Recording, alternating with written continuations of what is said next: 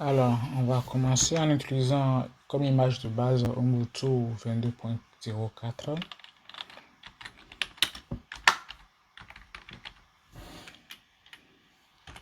Ubuntu version 22.04. Ensuite, pour vous habituer à Docker, il faudra chercher sur la plateforme et vous trouver un cours là-dessus qui balaye une bonne partie de l'utilisation de Docker. Nous allons mettre à jour les packages.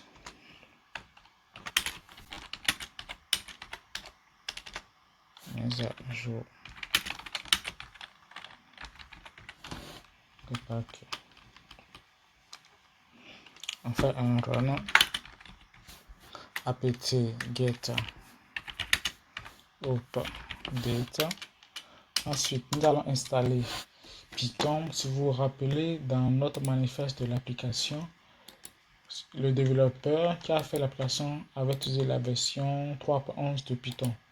En fait, lorsqu'on était en train de développer l'application, on avait pris la version 3.11. Du coup, on doit installer la même version aussi.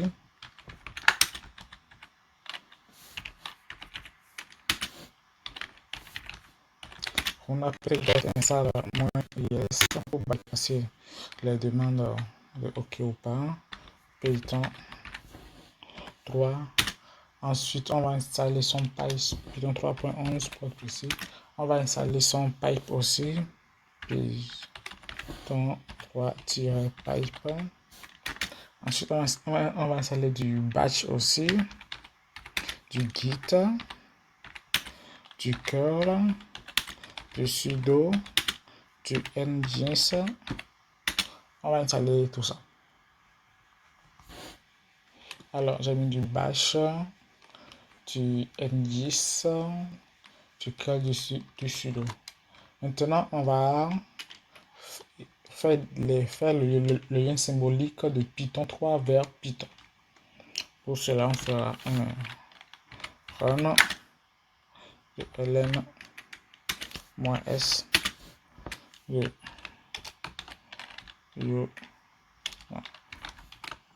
faire bin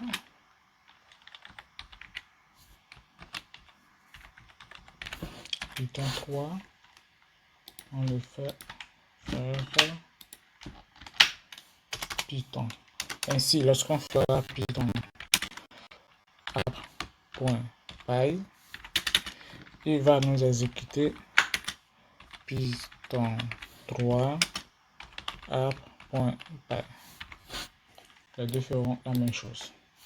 Parce que Python sera l'alias de Python 3. Ok, on continue. Alors, maintenant, nous allons nettoyer le répertoire var libre app list pour qu'il soit propre.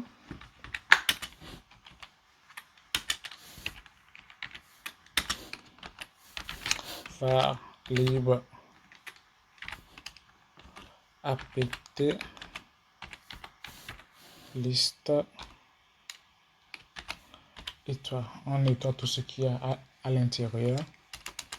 Ensuite, maintenant que ça c'est fait, nous allons copier notre application à l'intérieur de Docker. Du coup, copie de l'app. Voilà. Alors, nous allons faire un add. Notre application c'est F1 Flask API. Et nous allons le déposer dans opt web app. Voilà. Qu'est-ce qu'on peut faire encore? On va dépasser son fichier requirement qui est là aussi à l'intérieur. Du coup, je copie ça. Tac, tac, tac. Et je vais ça. Rename. Je vais sur chemin. Je viens là.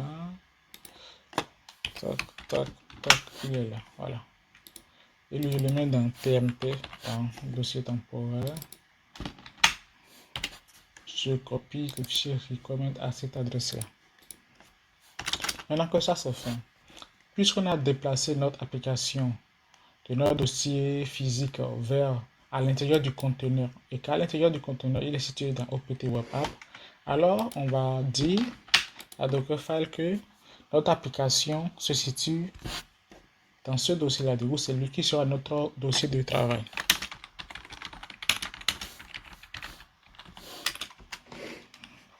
On le fait avec un workdir.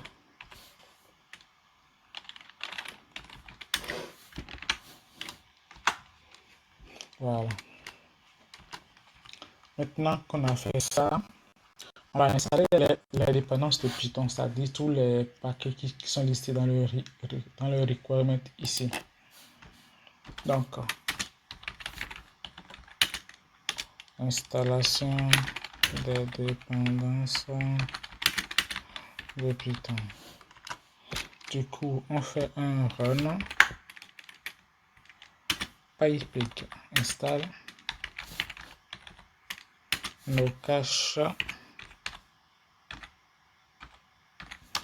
nos caches tiré de 6. Il y a un tiré de 6 ici. Nos tiré cache tiré tir.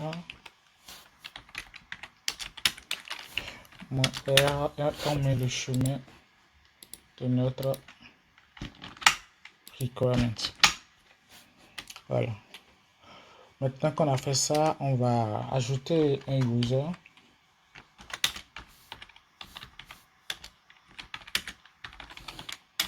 Alors, on fera un run as user. On va désactiver la demande de mot de passe.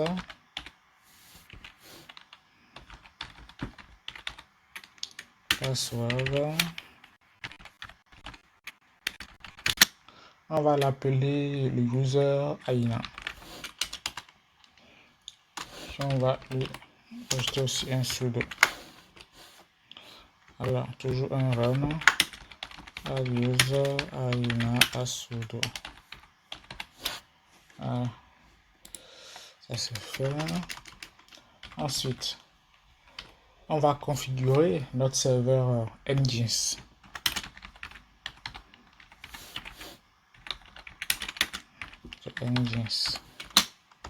Alors, on va déjà nettoyer le dossier default déjà. Au nom de RM. Pour le faire, c'est R majuscule.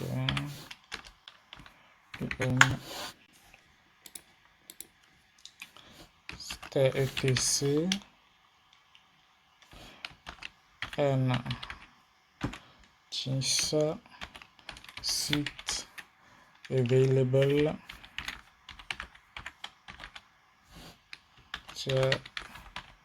default.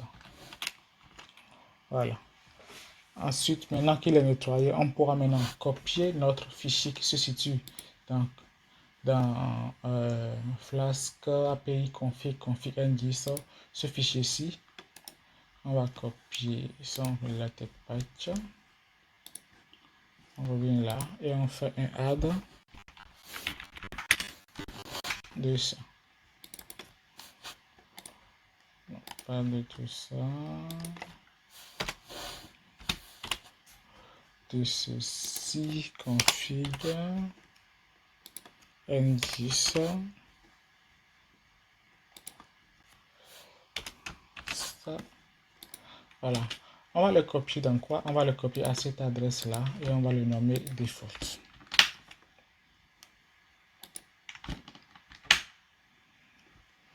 Parfait. Maintenant qu'on l'a copié là, on va lui donner des droits.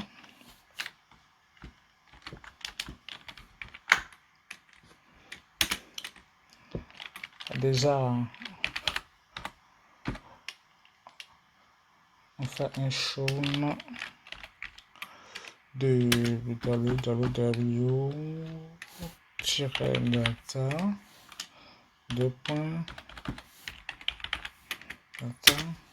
qui prend ce chemin. Donc c'est droit. Maintenant, on va donner le chmod. On va donner le droit 755. Voilà. Alors, une fois que ça c'est fait, on va maintenant le déplacer. Bon, non, pas le déplacer, mais lui créer un lien symbolique vers le site enable. Donc, ça fait un run de ln -s de ça vers ça. Et cette fois-ci, ici sera enable.